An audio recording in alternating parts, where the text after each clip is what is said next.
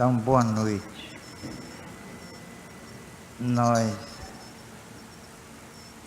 Há algum tempo que eu não assumo aqui essa tribuna, não é porque eu não queira, mas é para dar oportunidade a que vocês ouçam outras pessoas, outros companheiros e analisem suas ideias, seus valores aqui expendidos. Hoje eu gostaria de falar de um assunto que, de qualquer maneira, é um assunto triste, mas necessária a sua abordagem. Eu tenho recebido alguns telefonemas e, por sinal, nós vamos lançar ainda neste mês de abril aqui um trabalho que eu fiz já há algum tempo sob o título A Dor, a Luta, o Recomeço. É um trabalho que fruto das visitas, falo sempre na primeira pessoa, das visitas que eu fiz a pessoas doentes, em casa, em hospitais, pessoas descrentes, mas tendo diante delas um ente querido se exaurindo, portador de doença fatal, irreversível. Então, um livro que eu fiz há mais de 6 anos e que agora eu vou me permitir lançar aqui. É claro que é uma edição modesta, mas o que importa é o conteúdo. É toda uma trajetória lidando com a dor, com o sofrimento. E é o que eu venho fazendo há muito tempo.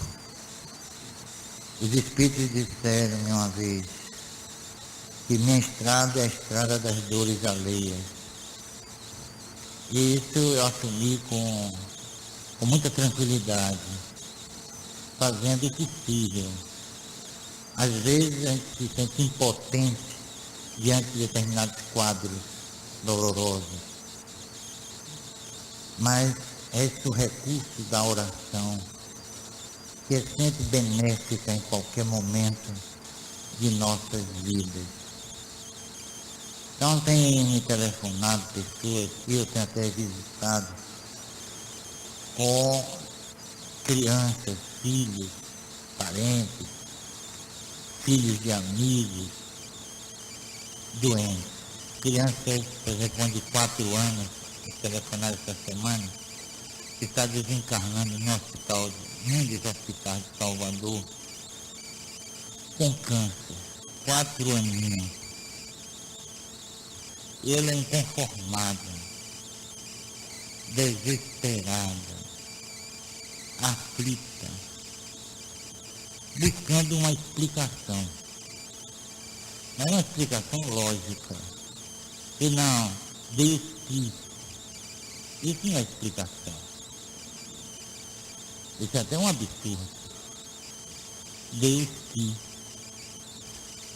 Por que Deus quis levar, dizem, uma criança de 4 anos, fazê-la portadora de uma doença terrível, que vai minando o organismo da pessoa, chega até mesmo, me permitam dizer, humilhar. A pessoa vira nada em cima de uma cama. Por que isso? Então essa mãe aflita me perguntando, qual a razão disso? Que proveito minha filha está tirando dessa doença, desse estado em que se encontra?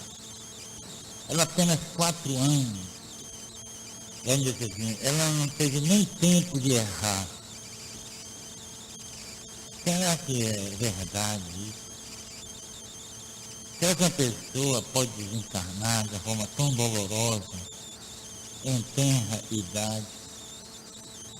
Às vezes nasce com problemas sérios chamados congênitos, nascem até cegas, nascem com problemas patológicos também reversíveis. Por que isso? Qual a explicação que a ciência pode oferecer? É um problema taratológico, um problema congênito, um problema genético e não explica nada. Por quê? Será que a doença, como eu perguntei na TV, eu tenho recebido 400 e-mails por semana, por quê? Será que a doença não tem um significado ético, espiritual? Nós somos animais, ou nós somos comparados aos animais, porque o animal tem câncer, esses mamíferos, câncer, lepra, cegueira, todas as doenças que nós temos. Será que nós somos comparados aos animais? Será que a doença nos animais tem alguma repercussão moral? A lei de causa e efeito funciona no reino animal, até mesmo as próprias plantas. Em todos os reinos da natureza há sempre dor e sofrimento. Por quê? Será que nós merecemos isso? Será que Deus tem piedoso para com a humanidade? As doenças proliferam, doenças desconhecidas.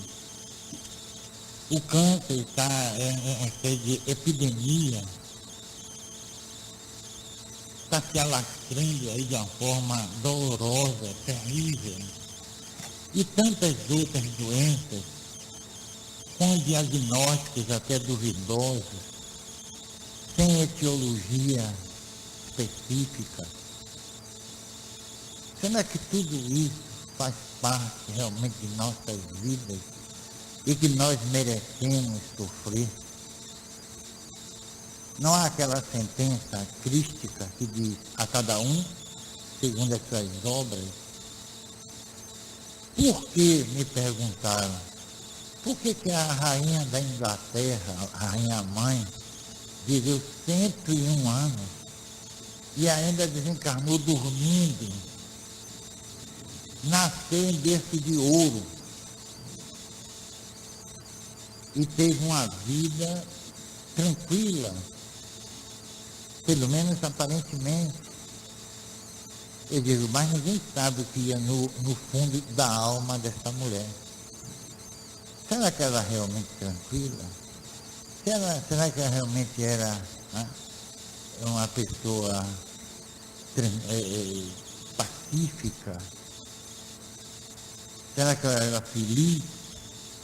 Então, surgem as dúvidas a respeito da nossa situação nesse mundo, considerado de provas e expiações. Então, essa criança de 4 anos, que nesse livro, A Dor, a Luta e o Recomeço, eu conto um caso de uma criança desencarnando de uma forma dolorosa e os pais ali na cabeceira do seu leito de dor. Os pais espíritas. Muitas vezes o inconformismo tomava conta deles. Eles blasfemavam a terra. Eles não admitiam que a sua filha estivesse desencarnando de uma forma tão dolorosa e tão humilhante. Então são esses fatos que nós devemos, nós espíritas, examinar, mas examinar de uma forma racional, sem passionalismo. Sem passionalismo. Para dar respostas adequadas, porque na realidade, me permitam dizer, nem a ciência e nem a religião, tem, pelo menos as religiões ocidentais, têm condições de dar explicações aceitáveis, lógicas, a respeito desse processo.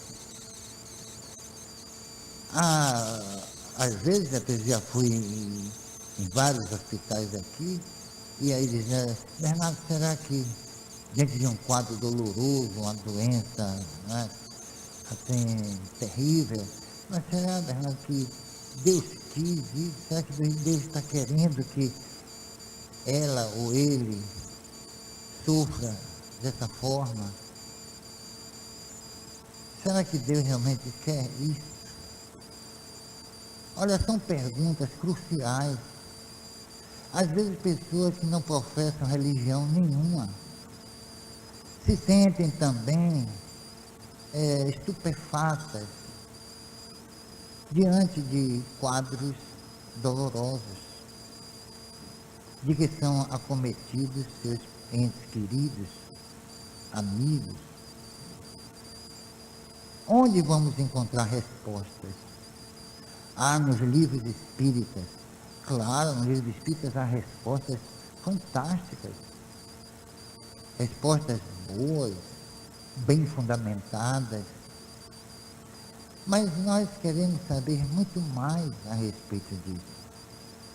Nós falamos aqui em lei de causa e efeito, de ação e reação. Na minha modesta opinião, nós precisamos fazer uma reavaliação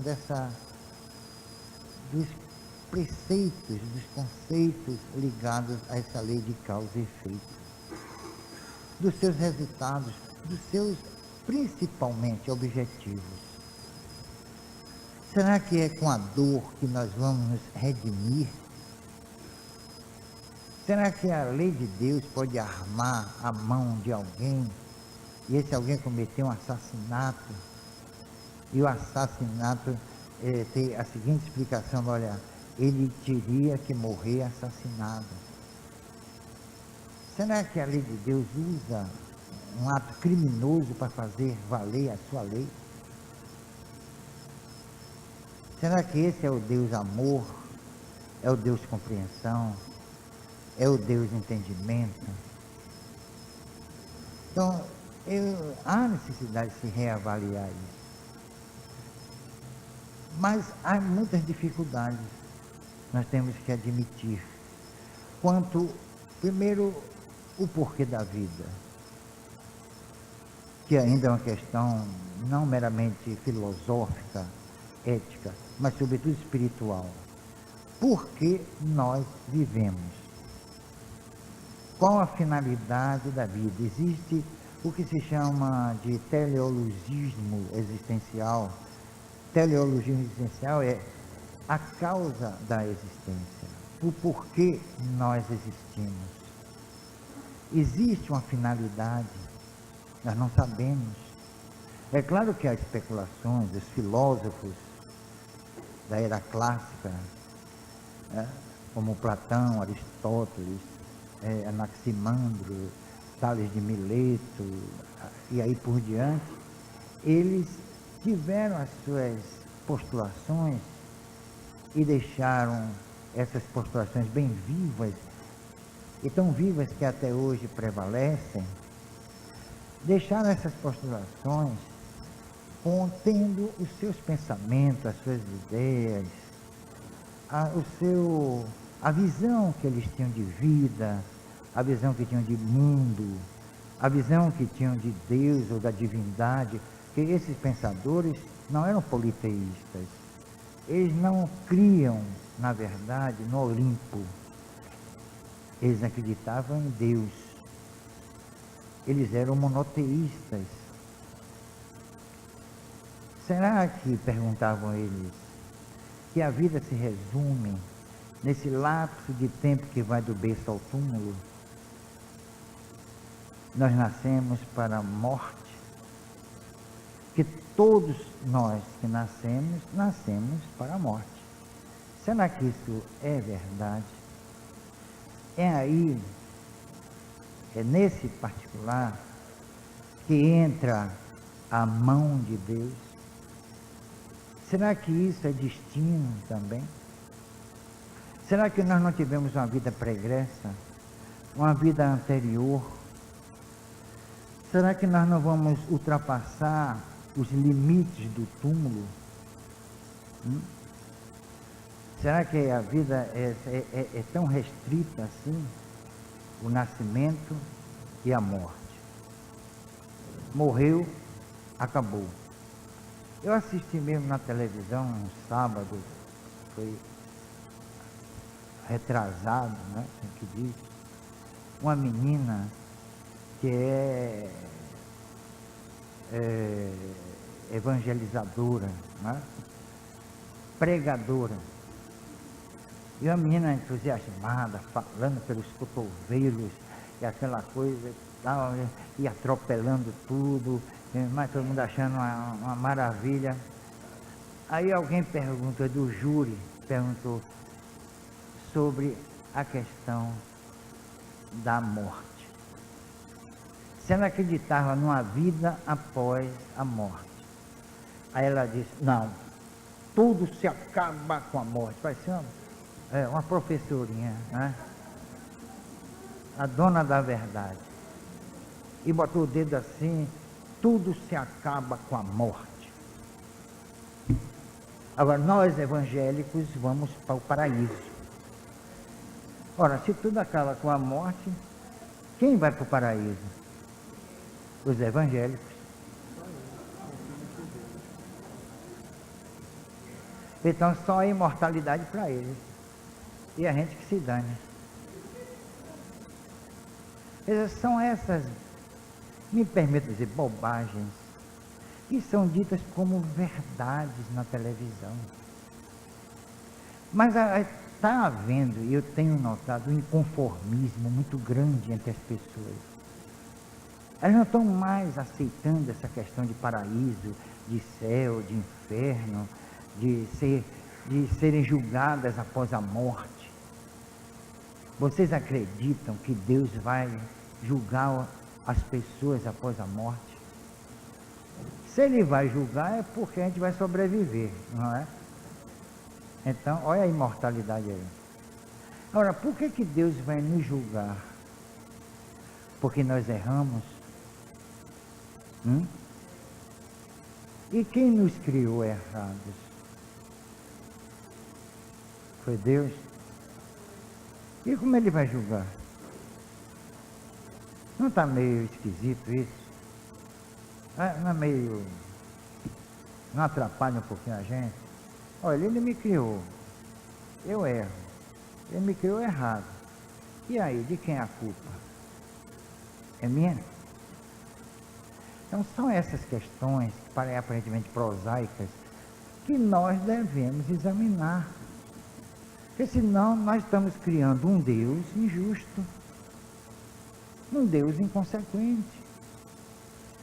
De se dizer, Bernardo fala mal de Deus, já disseram aqui, é porque raramente eu venho aqui falar, porque às vezes eu não sou bem entendido. O Deus de que eu estou falando é o Deus que o homem criou, como dizia Voltaire. Mas nós não falamos do Deus que nos criou, nós só falamos do Deus que nós criamos. Um Deus que tem sentimentos como nós temos. Por que Deus é tão bom? Por que Deus é mau? Por que Deus fez isso comigo? Eu não merecia. É até clássico eu dizer, vou perguntar, Bernardo, como é que você vai? Eu digo, eu vou graças a mim. Eu vou graças a Deus, eu estou blasfemando. Se eu não vou bem e vou graças a Deus, de quem é a culpa de eu não ir bem? É de Deus? Então eu acho que espiritismo, minha gente, e religião é a questão de raciocínio. A gente tem que raciocinar. Não é para derrubar esta ou aquela doutrina, para comprometê-las. Não, não é isso. É para que a gente possa entender um pouco, pelo menos um pouco, do que está acontecendo, o que acontece em nossas vidas. O que é que acontece em nossas vidas? Será que tudo é devido ao destino? Será que é o destino que nos conduz à desgraça ou à felicidade? Desgraça e felicidade momentâneas, uma vez que a vida também é episódica, é momentânea, vai do berço ao túmulo. Então eu procuro fazer com que as pessoas raciocinem comigo. Não é presunção. Mas para que vocês possam entender que o Espiritismo é uma doutrina que só pode ser entendida pela pesquisa e pelo raciocínio. As suas questões filosóficas têm como base a pesquisa e a reflexão. Sem a reflexão, fica difícil entender determinados preceitos que escapam à pesquisa científica, como essa questão de Deus e os homens, dos homens e a existência e o universo. São questões eminentemente filosóficas que nós temos que analisar forçosamente, para que possamos entender o que estamos fazendo nesse mundo, pelo menos razoavelmente. O que é que estamos fazendo neste mundo? Porque, como eu disse antes, uma criança de 4 anos é vítima, entre aspas, de uma doença terrível, uma doença sem qualquer perspectiva de retrocesso. Ela é progressiva, vai levando até a morte, vai degradando o corpo, vai exaurindo a pessoa. Por que isso? Essa é uma questão que devia estar sendo debatida em todos os planos, na universidade, nos templos, em qualquer lugar. Porque as pessoas são condicionadas a pensar o seguinte: nós nascemos para a morte. A ciência macumunada até com a própria religião. Já que a menina disse, morreu, acabou tudo. Uma menina de 9 anos, 10 anos, evangelizadora, morreu, acabou. Assim se posiciona o cientista, assim se posiciona o sacerdote. A morte é o fim de tudo.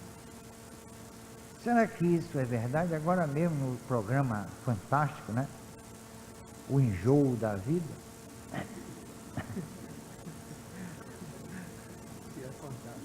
E é fantástico. Há um grupo aí desafiando, dar $1 milhão, quem provar paranormalidade. Aquilo ali é fantasia, aquilo é fruto da situação em que o homem está vivendo, de completo niilismo, quer dizer, de descrença total. Daí o sofrimento. Para quem apelar na hora da dor e do sofrimento? O santo da minha devoção, às vezes uma pessoa me diz, eu digo, mas você não me disse uma vez que não acredita na imortalidade da alma? Disse, então, o santo não morreu? Você está consultando os mortos, não é? De qualquer maneira ele morreu. Então essas ideias é que vêm prevalecendo e tumultuando a vida do ser humano. Que a descrença, olha, tem um ditado assim, a vida é curta a vida. Então a ideia que prevalece é que morreu, acabou, então vamos usufruir, vamos gozar a vida, vamos ter prazer. É o chamado hedonismo. A vida deve ser vivida prazerosamente. E é isso que está acontecendo. E as pessoas, isso cria também, sabe, que o desrespeito às leis, o desrespeito à pessoa, ao ser humano. Isso acaba com as tradições, isso prejudica até mesmo o processo educativo, com outras consequências ainda mais danosas e que precisam ser avaliadas. E o que é que a doutrina espírita, ou melhor, os espíritas estão fazendo nesse particular?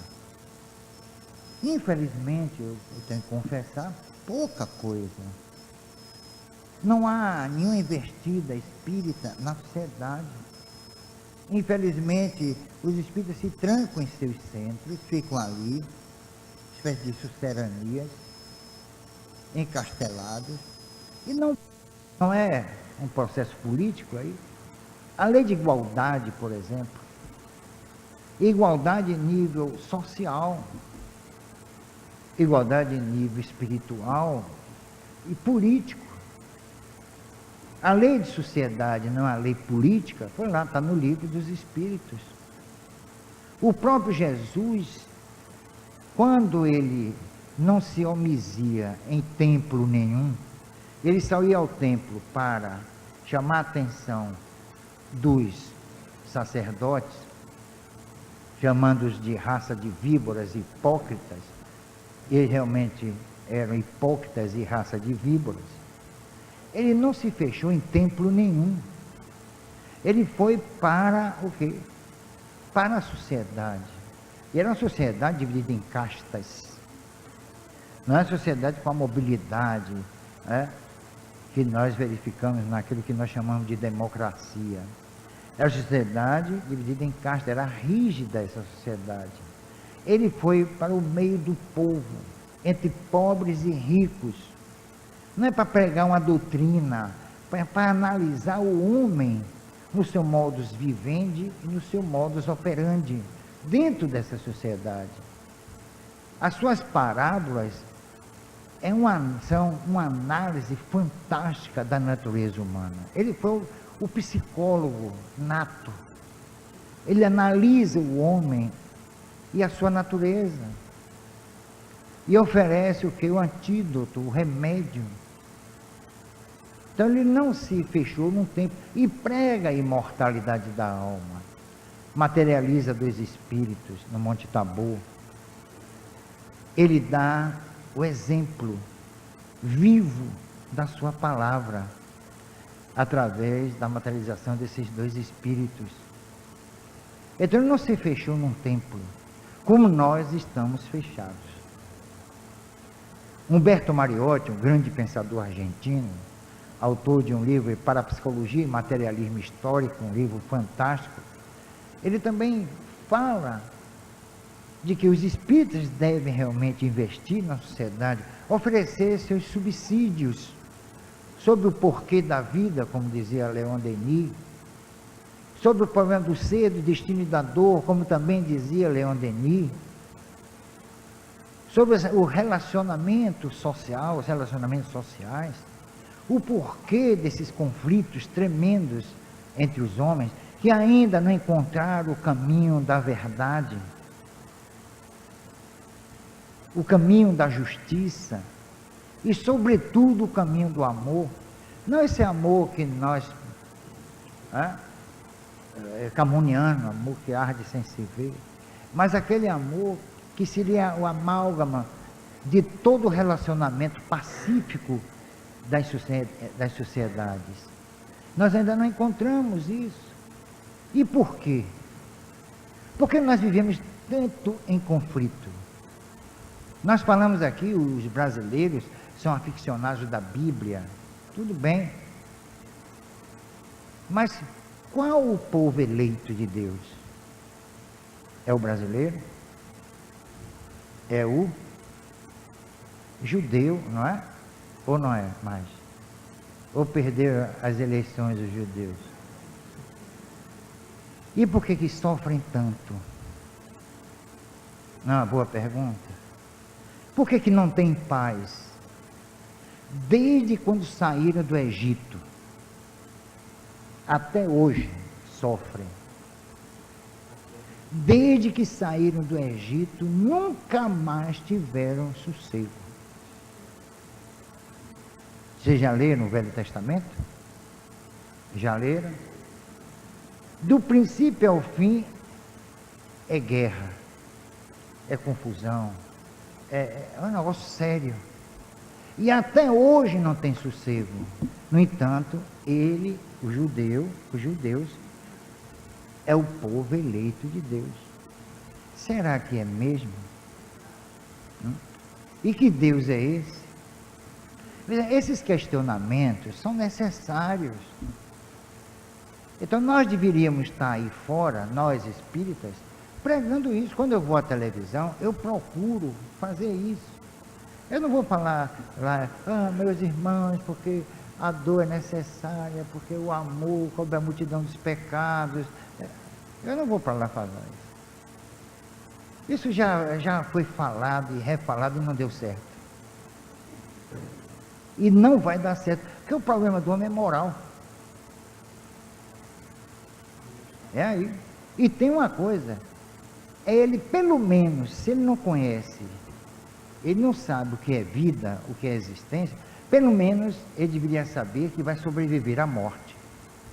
Pelo menos isso. Já era um handicap, já era alguma coisa em que ele pudesse se louvar, fazer, não, eu vou me melhorar, eu vou procurar conter meus instintos, meus impulsos negativos, perniciosos, porque existe a imortalidade da alma. E existe a lei de ação e reação, a lei de causa e efeito. É isso que nós deveríamos estar pregando aí fora. É a questão, discutir essa questão da lei de causa e efeito, mas discutir de uma forma racional, lógica, sem imposições. Porque se nós chegarmos a um canal de televisão, assiste quem quiser. Quem não quiser, desliga a televisão ou muda de canal. Mas quando se trata de um programa realmente espírita, a audiência vai lá para cima. Eu posso dizer a você sem nenhuma presunção, a última vez que eu estive na televisão foi 1.200.000 pessoas, isso computado por satélite. Por quê? Isso me envaidece? Não, pelo contrário, uma responsabilidade tremenda de eu chegar lá e saber pregar o espiritismo e não enganar a ninguém. Então, se o problema do homem, fundamentalmente, é moral, ele tem que se renovar. Mas essa renovação não pode ser do dia para a noite.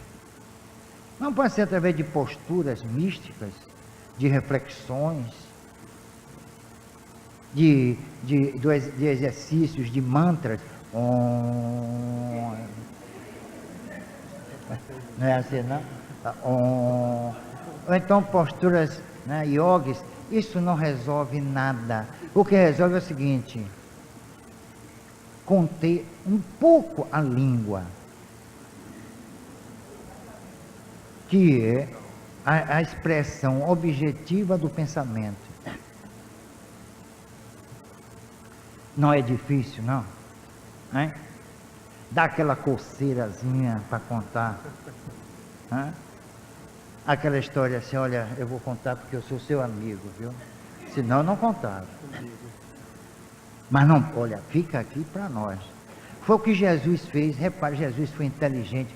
Chegou, ele curou o cego e disse: vá e não conte a ninguém. Em poucos minutos a cidade inteira sabia. Está lá nos evangelhos. E ele sabia com quem estava lidando. Ele queria que todo mundo soubesse que ele curou. Está vendo? Então o problema do homem é moral. Não adianta reflexões, meditações. Isso não resolve, pode ser paliativo. É como uma dor de cabeça. Você toma um comprimido, passa, mas ela volta. Né? Isso daí pode até viciar a pessoa. Então o problema do homem é moral. E é isso que a gente tem que levar para o público. Não é impactar as pessoas, não é criar também tumulto, dizer, não, eu vou sofrer porque eu errei. Não, há várias maneiras de se estar quite com a lei de Deus. E onde está a lei de Deus, como eu sempre digo aqui? Na consciência dos homens. Os espíritos que disseram a Kardec. Kardec perguntou: onde está a lei de Deus? Na consciência dos homens. Então, quer dizer, não tem livro nenhum. Nem no livro dos Espíritos, nem no Alcorão, nem na Bíblia. Está na nossa consciência. Isso é que é notável. A pessoa pode professar qualquer religião, ou não professar religião nenhuma. Ele pode ser um cético, ateu, sei lá. A lei está ali com ele. Pouco importa as suas convicções. A lei está, não é com o homem, no homem, na sua consciência. Qualquer ato praticado pode ferir ou não a lei, dependendo do ato. Isso não é algo para se divulgar? É claro que muitas questões serão desenvolvidas em torno dessas informações, porque põe até as religiões em estado, né, comprometedor. Se a lei de Deus está no homem, como resolver a questão do erro? Aí vem Deus, perdoa, não é? Será que Deus realmente perdoa? Vocês acreditam no perdão de Deus? Acreditam? Digam sinceramente. Olha, tem um preceito latino que diz assim: quitasse-te consentire videto. Quer dizer, quem cala, consente. Então, se a lei de Deus, raciocinemos, se a lei de Deus está na consciência dos homens, e ela age em função da ação humana, que ela não age por si só, sem que nem para quê. Ela é provocada, ela é suscitada pelo ato. Como o perdão? Seria o exercício de quê? Da impunidade. Eu erro, cometo um crime e Deus me perdoa. Será que isso é verdade? Não é conveniente, não. Isso não foi criado pelos homens para se livrarem do chamado complexo de culpa. Não, eu errei, mas Deus há de me perdoar. Quando alguém nos faz um mal, e a gente diz assim de uma forma até altruística, não é? Entre aspas, eu entrego a Deus.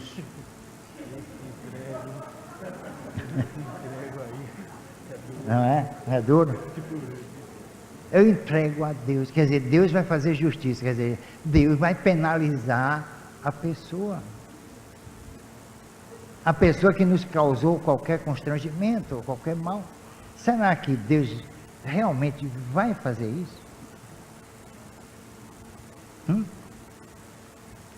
É a mesma coisa que a pessoa se dá bem e diz assim: olha, graças a Deus, não é isso? Aí disser assim: você está com câncer, oh, graças a Deus. É assim?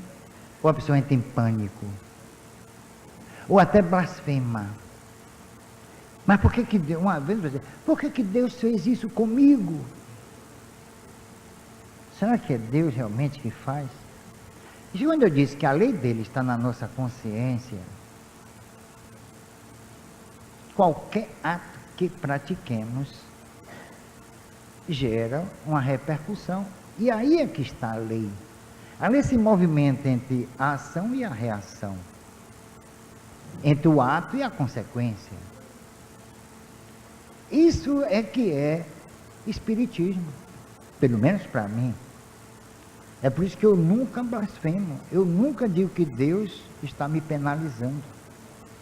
Eu vou graças a mim, e vocês também. Não, eu vou graças a Deus, não, graças a nós mesmos.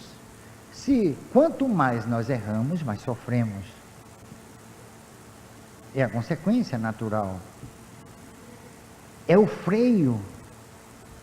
Mas aí fora, quando se vai à televisão falar de espiritismo, não se trata dessa questão ou dessas questões. E aí? O espiritismo se transformou mais uma religião ou mais uma doutrina.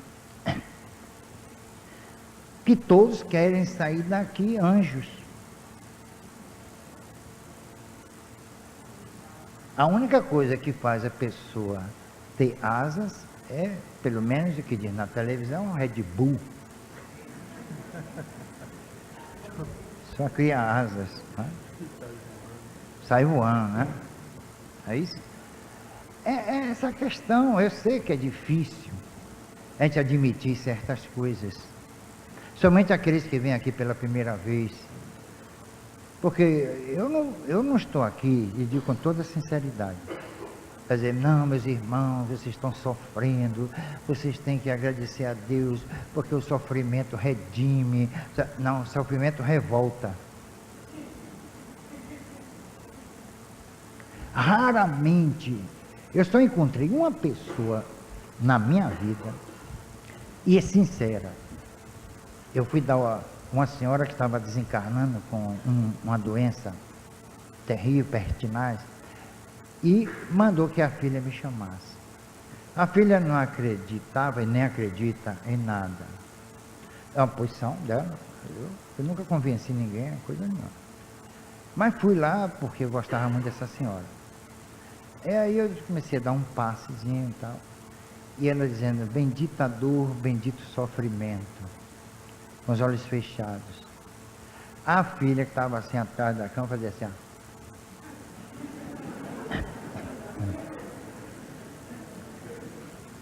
E depois, será que a doença subiu para o cérebro? Porque a pessoa abençoar a dor e o sofrimento é uma louca. Não é não? Ou não é? Abençoar a dor e o sofrimento, quando a maioria se revolta,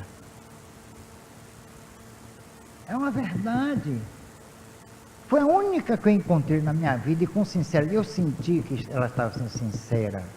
Ela não estava querendo impressionar, porque tem gente que gosta de impressionar. Eu conheço um espírito aí famoso que diz, eu quero morrer com câncer, disse mesmo assim. E eu quero ver na hora. Pois eu queria morrer como a rainha da Inglaterra, dormindo. Nos braços de Morfeia, né? De Morfeu, não. Nada de Morfeu. Não é isso? Então, eu acho que é isso que deve ser feito. Eu estou cavando aí um programinha de televisão, tomara que dê certo. Eu vou levar essas questões para lá. E convidar pessoas, se eu tiver liberdade, psicólogos, sociólogos, médicos, geneticistas, sei lá das quantas, para discutir isso, não para impor as ideias espíritas, dizer que elas são as formidáveis, que nós estamos com a verdade, não é isso não. Porque é nesse processo de debate, de discussão em alto nível, que nós podemos encontrar algum denominador comum, algo para dizer à pessoa, porque as pessoas estão perdidas hoje. As pessoas estão completamente perdidas, sem rumo, confiando em determinadas personalidades, gurus, que por sua vez têm seus problemas, têm seus conflitos. E quem os resolve? Na verdade, nós estamos no mesmo barco. Agora, podemos ajudar uns aos outros? Claro que podemos. Mas tudo também tem limite. Uma certa feita, uma pessoa lá em Itapuã, estava desencarnando, era um alemão.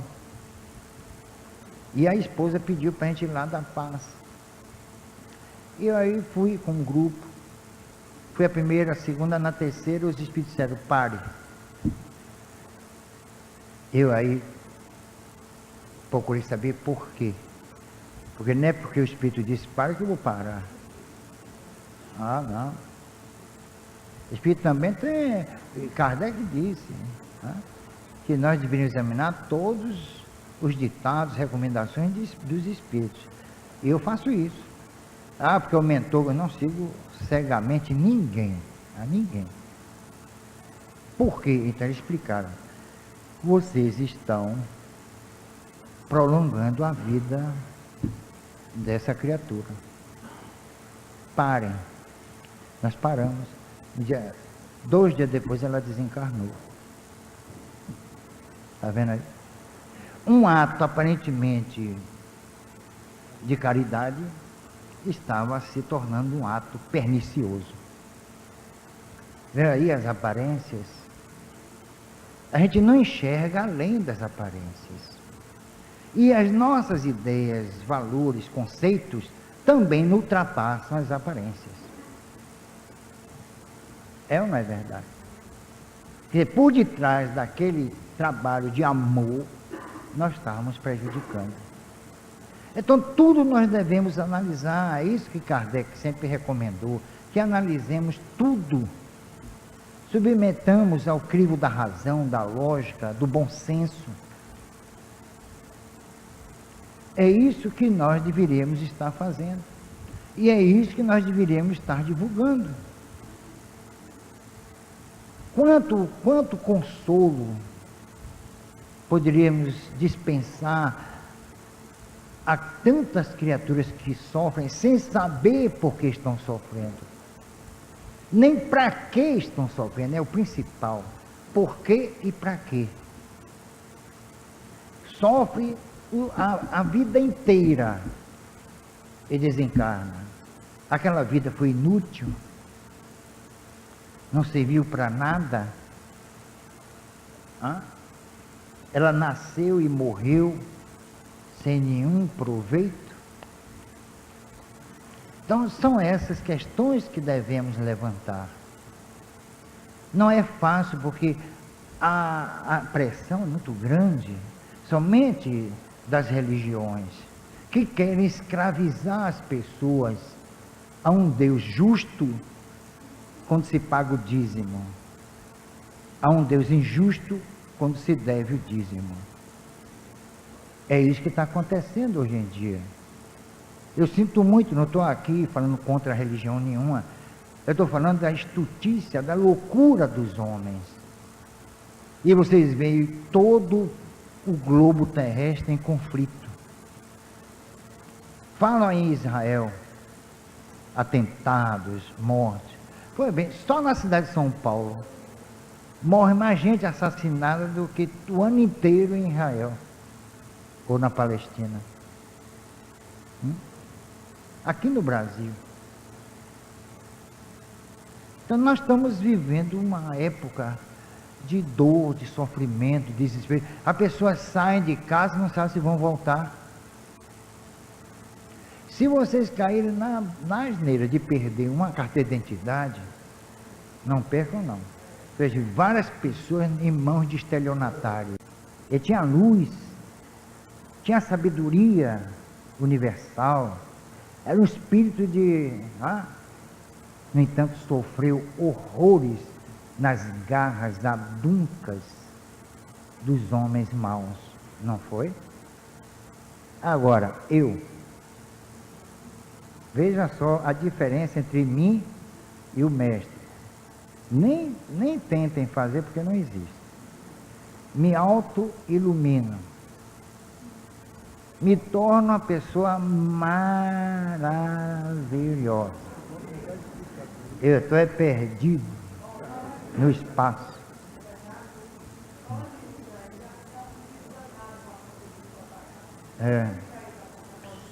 Depois você fala.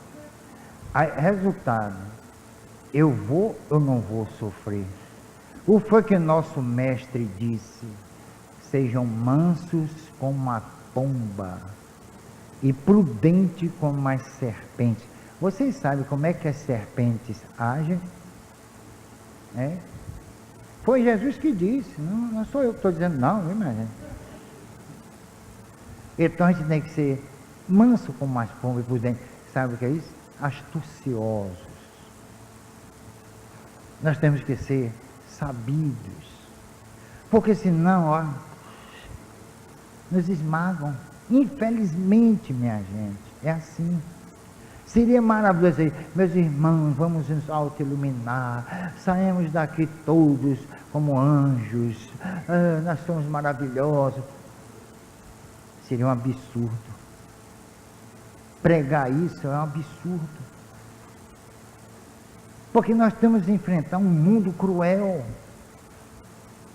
Pessoas que estão pouco se lixando com a nossa felicidade, com o nosso bem-estar, até mesmo dentro de casa. Viu? Dentro de casa, na família. Na família. Onde estão, às vezes, os nossos maiores inimigos? Sabendo dessa? Onde estão os nossos maiores inimigos? Estão ali, ó, convivendo conosco, o mesmo nome, o mesmo teto. E aí, vamos ser bons, justos, magnânimos. Isso seria ideal. Seria necessário. Mas infelizmente, e bota infelizmente nisso, nós não podemos ser assim. Nós temos que ser astutos, manso como as pombas, mas prudentes como as serpentes. Essa é a recomendação de Jesus. E não foi uma recomendação apenas para a sua época, porque o homem continua a praticar os mesmos atos de arbitrariedade, de insensatez, de maldade, como praticavam à época de Jesus. Em que o homem mudou nesses 2000 anos? Me responda aí. Em que nós mudamos nesses 2000 anos? Em que nós mudamos? Continuamos maus? Continuamos perversos? Continuamos injustos? Continuamos cruéis? Onde está a bondade do homem? É só em calamidades? Há uma tempestade ou enchente em tal lugar, aí vamos mandar víveres, material disso, material daquilo, feijão, arroz, farinha. Muito bem, é um ato de solidariedade. Mas será que isso redime o homem? A caridade material redime? Será que livra o homem dos seus erros? Ou dos resultados dos seus erros?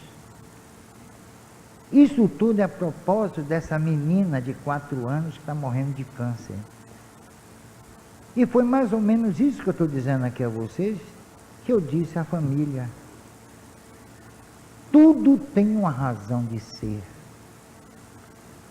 Tudo tem uma causa, mesmo que possam até negar, mas sempre há uma causa, sempre há um porquê.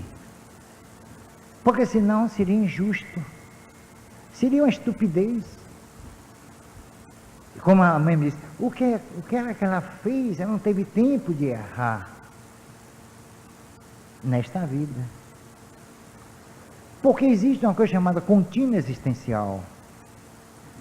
O espírito nem nasce, nem morre.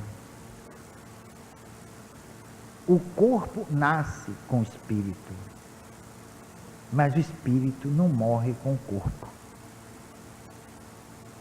Não é diferente? É até errado dizer sobreviver ao corpo. Parece que ele dependeu do corpo para viver, como ele não dependeu. Então, quem é justiçado aí, eu não vou dizer penalizado, é o espírito. Ele errou, ele tem que assumir as consequências. Infelizmente, nós estamos num estado tão grosseiro que a doença,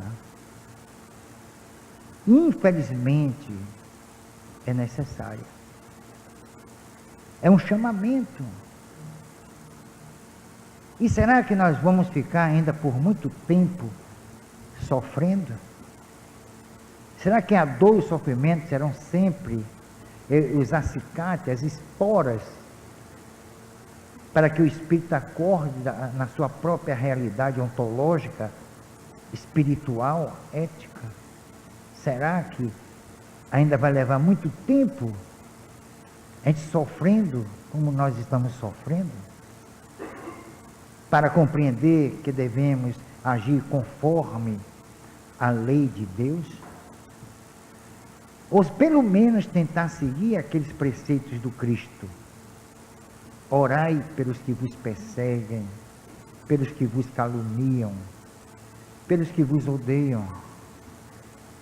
Nós oramos com sinceridade.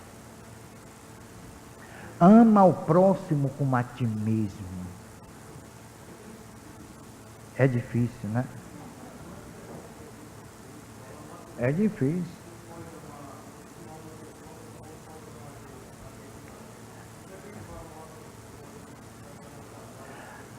Aí é que está o desafio. Como é que a gente pode amar uma pessoa que nos odeia, que nos prejudica?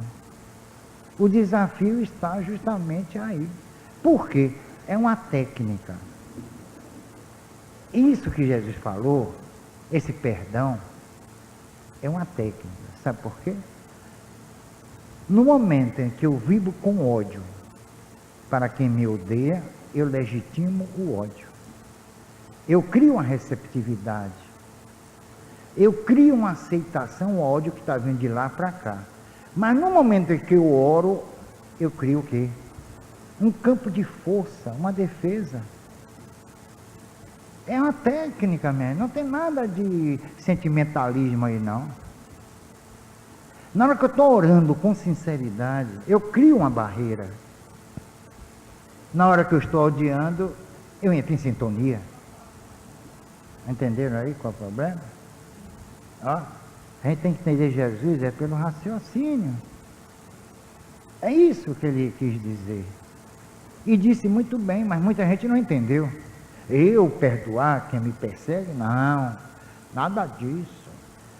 E meu amor próprio, onde é que vai? E a dignidade, aí começa, né? São as desculpas. Mas se a gente orar com fervor, com sinceridade, nós anulamos o mal. Era isso que Jesus queria dizer. E o ódio, quando nós vibramos, nós emitimos energia. Isso já foi estudado. E dependendo dos nossos pensamentos, dos nossos sentimentos, a energia pode ser boa ou má. Vocês já viram aqui, vibrem pelas pessoas que vocês querem ajudar, não é isso? Aí vocês brigam com amor, não é verdade? Atinge realmente o objetivo. Aí vocês dizem assim, vibrem com ódio com as pessoas que vocês detestam. É? Os círculos ocultistas, eles fazem o seguinte, fazem um círculo, todo mundo despido, nu, bota o nome do freguês no meio e começa a massacrar. Aí se segure. É a macumbinha europeia.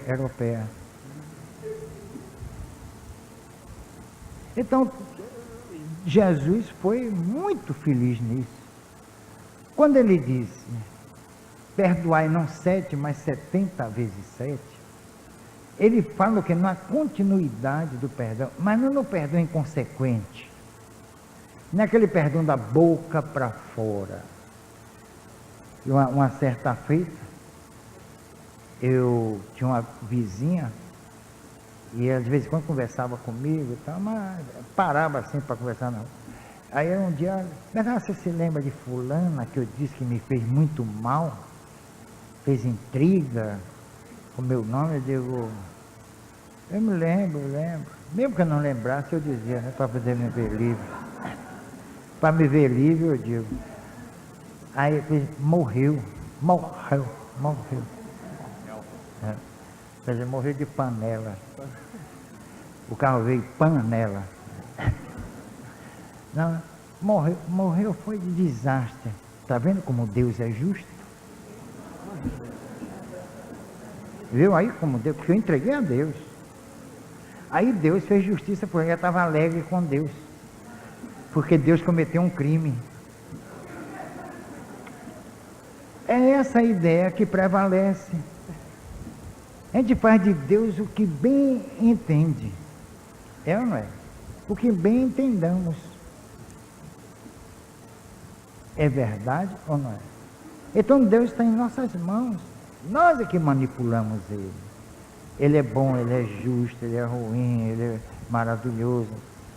De acordo com o quê? Com os nossos sentimentos. Ou com o que acontece conosco. Então Deus flutua. Hoje Ele pode ser bom para mim. Amanhã Ele pode ser ruim. Dependendo do que me acontecer.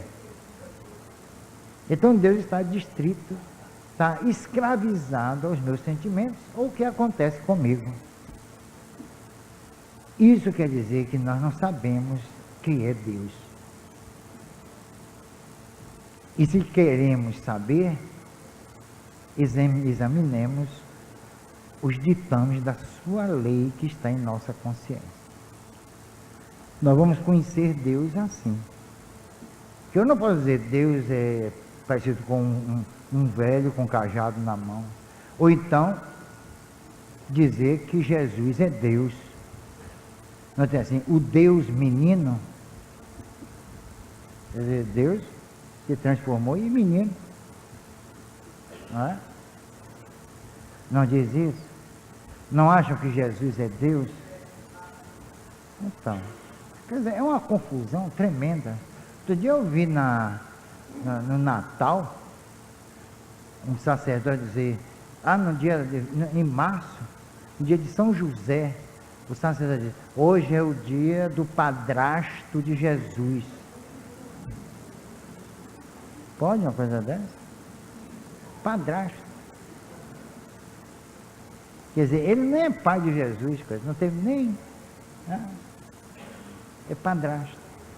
São essas bobagens que as pessoas acreditam. E aí o sofrimento. É por isso que a gente tem que pregar um espiritismo assim, lógico, racional. Nada de enganar as pessoas, porque a cada um segundo as suas obras. Nós não estamos aqui neste centro para resolver os problemas morais de ninguém. Nós estamos aqui para ajudar a pessoa a suportar a dor, a saber por que sofrem. Não só os encarnados, mas às vezes, sobretudo, o desencarnado. Quantos desses espíritos ofendidos vêm aqui?